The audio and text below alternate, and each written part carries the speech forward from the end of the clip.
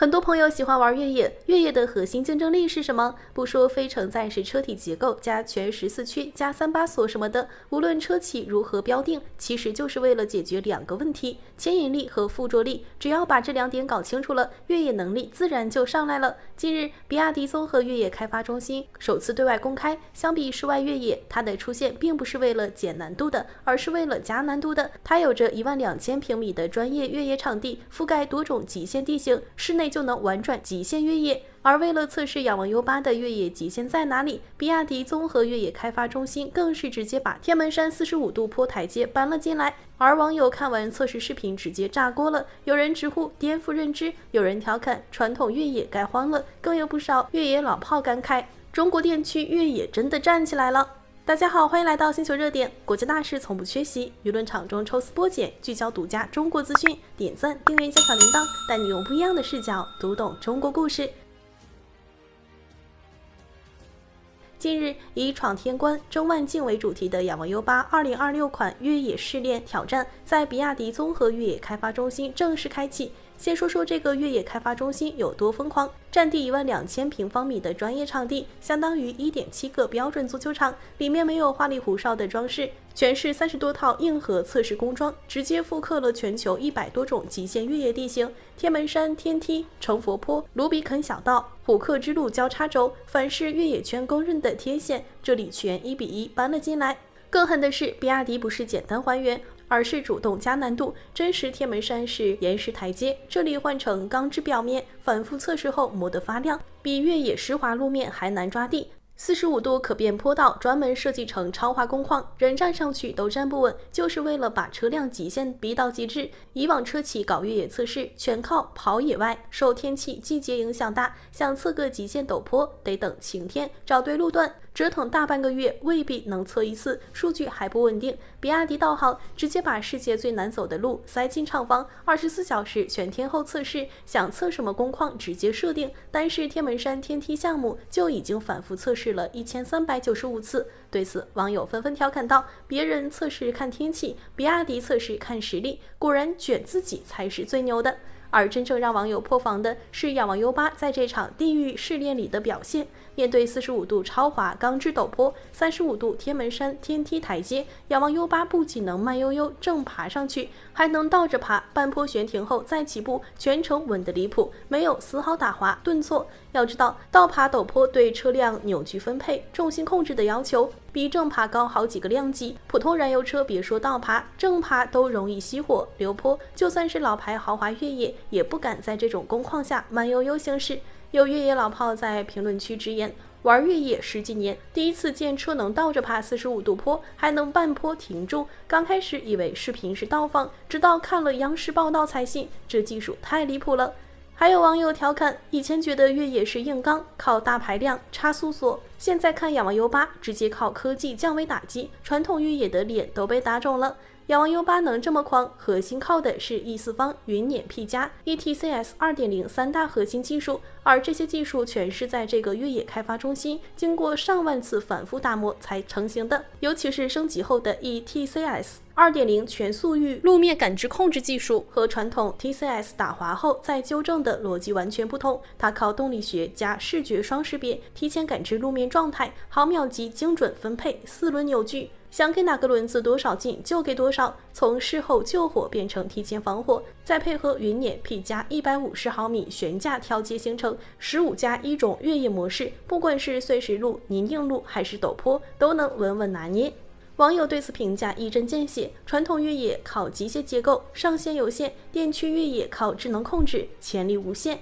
比亚迪这套体系化测试直接重新定义了电驱越野的标准，以后高端越野没这实力都不好意思叫硬派。这场开放测试不仅秀了技术，更让网友看到中国汽车的转变。以前中国越野只能跟在欧美品牌后面，用低价抢市场，核心技术被牢牢攥在别人手里。现在比亚迪不仅实现全站自研，还主动打造顶级练兵场，把极限刻进研发基因，用体系化能力引领行业。如今，比亚迪综合越野开发中心的开放，不仅让仰望 U8 火出了圈，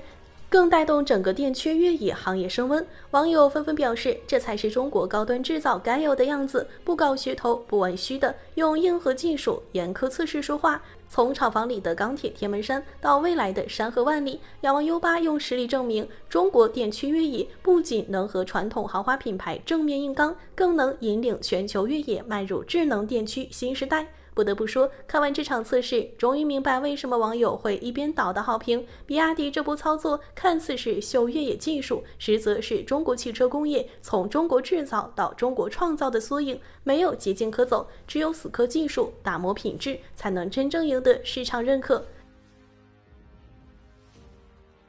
4月15日，比亚迪旗下全新品牌领汇正式发布首款车型 E7， 这款定价 9.58 万至 11.58 万元的纯电轿车，一亮相就靠5分钟充电 70%、9分钟接近满电的参数刷屏。放在以前，10万级电车谈闪充更像营销噱头，但领汇 E7 用实打实的配置和定位，打破了低价必将就的惯例，也让市场重新认识家用和运营双场景的电车原来可以不妥协。先看最核心的闪充能力，这也是领汇 E7 最大的亮点。官方数据显示，550千米版本搭载第2代刀片电池和专属闪充系统，10%到70%电量仅需5分钟。10%到97%只需9分钟，即便在零下30度极寒环境，充电时间也只增加3分钟。对比同价位车型普遍30分钟以上的快充速度，这种差距不是小幅优化，而是直接把补能效率拉到新层级。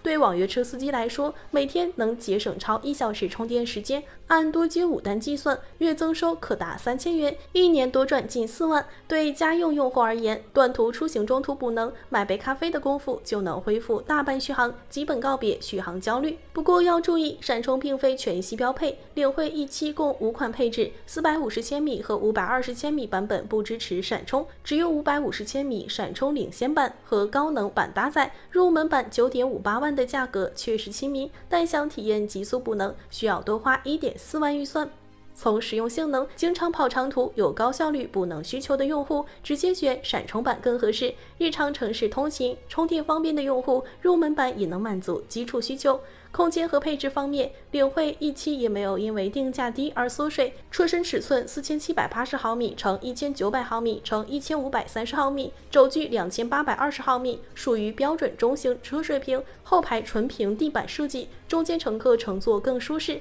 后备箱常规容积506升，放倒后排可扩展至530升，日常购物、短途旅行装载能力够用。内饰以爵士黑为主色调。15.6英寸悬浮中控屏搭配 D-Link 100系统，支持连续对话，智能交互体验符合主流水平。不过受成本限制，内饰塑料感明显，但考虑到定位家用和营运双场景，耐磨耐脏比豪华感更实用，日常使用不用过度小心养护。此外，新车的动力和续航也覆盖不同需求，提供100千瓦和130千瓦两种电机，130千瓦版本0至50千米每时加速 4.7 秒，城市起步轻快，高速超车也有足够动力。续航分450千米、520千米、550千米3档，后续还会推出600千米以上版本，既能满足网约车全天运营需求，也能覆盖家用跨城出行。而电池安全方面，第2代刀片电池通过500次闪充循环针刺测试，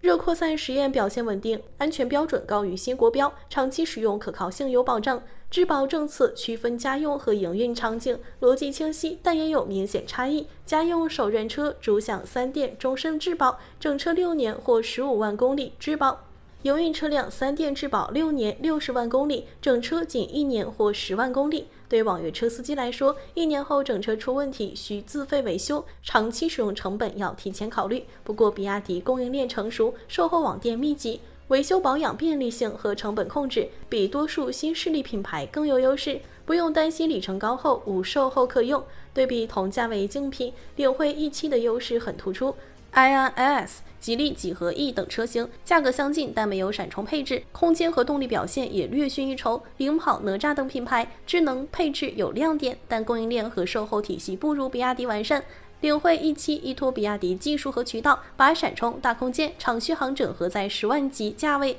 形成人无我有的核心竞争力。对消费者来说，不用在低价和高性能之间二选一，家用兼顾营运的需求，能得到更均衡的满足。以后不用再羡慕高价车的配置，10万预算也能买到不将就的纯电出行体验。领汇E7的上市，不仅是一款新车落地，更标志着中国新能源车从价格战转向价值战，技术普惠真正走进大众市场。好了，今天的内容到这里就结束了。如果你喜欢小编的影片，还请大家多多点赞转发，让更多的人一起见证中国进步。关注我的频道，这样既能回顾往期视频，又不会错过之后的精彩内容。那我们下期节目不见不散。